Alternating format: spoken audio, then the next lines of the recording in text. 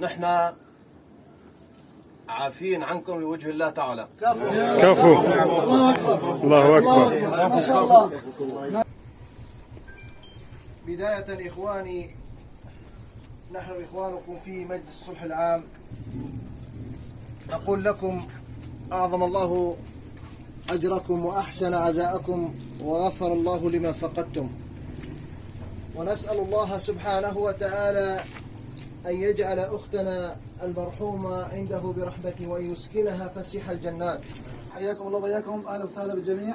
طبعا في قضية حادث سير أدى لوفاة الأخت صبحي الصيف من أهالي الفطيري من بني خالد، نسأل الله أن يرحمها ويسكنها في الفردوس الأعلى ويصبر أهلها على فراقها. من قبل أخونا السائق باسل الطالب من أهالي ريف دمشق.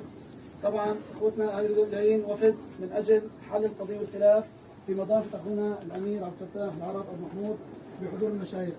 تم قطع مبلغ صلحي بضائع $7000، ولكن بحكم الظروف اللي احنا فيها بنقول لاخوتنا ولاولاد عمنا ولمشايخنا بني خالد انه اهل الغوطه هنون اهلنا واخوتنا، وتركوا بلد وجاي لهون لاجل يحاربوا معنا في تحرير البلد من النظام وطاغيته. نسال الله انه تنحط هاي الامور بعين الاعتبار.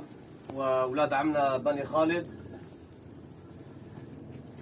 نحن عافين عنكم لوجه الله تعالى. كفو.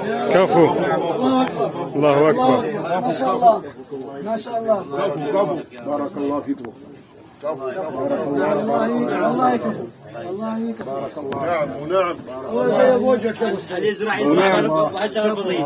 ولا يزرع عمي يحصد ولادي.